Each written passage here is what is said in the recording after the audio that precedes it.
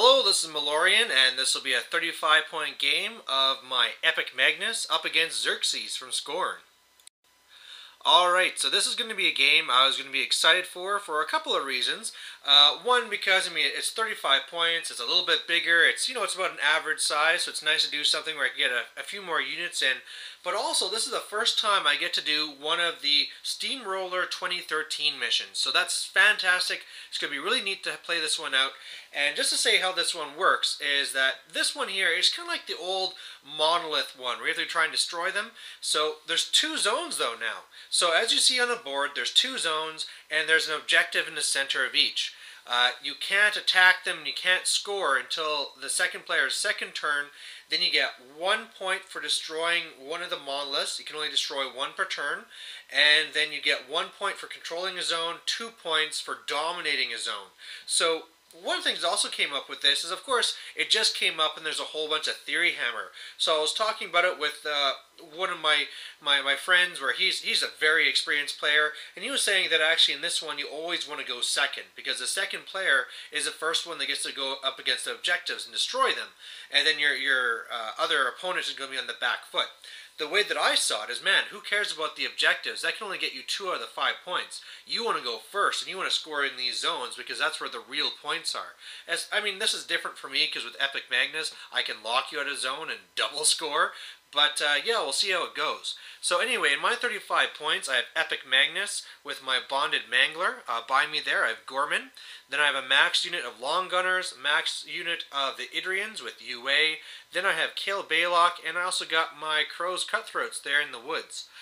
For his part, what he has is Xerxis, the big tough guy there. He's running one of those. It's the Titan Gladiator is one of them. There's an Agonizer. Then there's the Cyclops that has the big sword.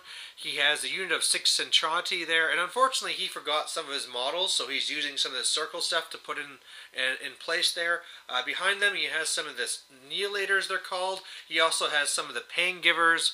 And I think that's... Oh, he also has another model being proxied here that's one of those other weird beasts that does kind of like the zone effect thing. But, for the most part, I really don't care about these kind of supporting models. I'm really going to be caring about the stuff in the front. Now, something else that came up in this game is I really thought I was going to be going for the zone, but the way that he deployed is that he had Xerxes in the front. So I've actually made him the prey target, because the way it is, if he moves up too far and doesn't go to cover, I could probably just kill Xerxes and win that way. So we'll see which way this game goes. So I have first turn and I take it. I put 1 on the Mangler, I cast Mobility, and I charge on up. Then I run the Mangler up, run up Gorman. Pretty much everything runs up. I'm even moving up Kale Baylock just because, hey, why not? And he'll get better shots from there. And the good thing for me, actually, with this is that normally with all this infantry on the right, I'd have a lot of troubles trying to draw all my beads for my line of sight. But because his front models are on the medium-sized bases, I can actually shoot over my guys to shoot them. So the same thing with Xerxes, too. So this should actually work out really well. His first turn, and he is more careful with Xerxes. He puts up Defenderless Ward on the Centrati. Otherwise, all the models are just kind of moving up to the center. He already has, I think, 3 put into the Agonizer. But the big thing here is that not only is he not in a zone, but he's also completely bunched up, so I can pretty much catch him with my entire feet. And so that's what I do, is I run up Gorman, I cast Mobility, I charge him, I pop my feet so he can't come towards me, and it really doesn't matter what other zone he can't go to. I just set his own deployment as well, and so really, he can't get into the zone this turn.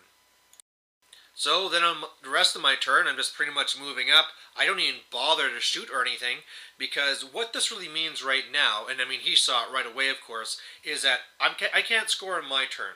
On his turn, he can't get into the zone, so I'll score 2 points. On my turn, I just gotta move Magnus into a zone, and then I'll dominate, and that'll be 5 points.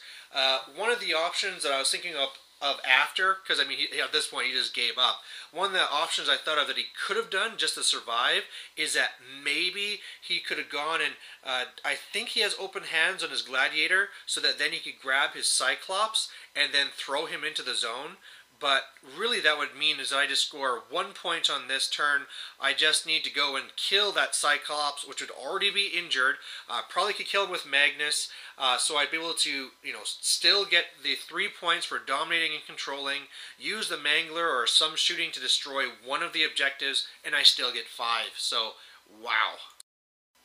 So, victory to eMagnus, and I mean, it's one of these things where I did have to admit at the end that I was being an asshole. But I gotta say, there's 3 main reasons why I did this.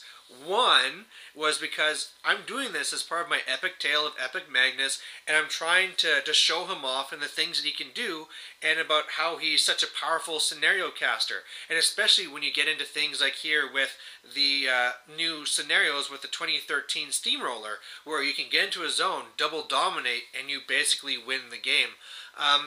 The other part I wanted, that was a big part of this, was the fact that there was a 3rd player. So by this game ending early, he could get a second game in. So it's not like this was it and then we all went home.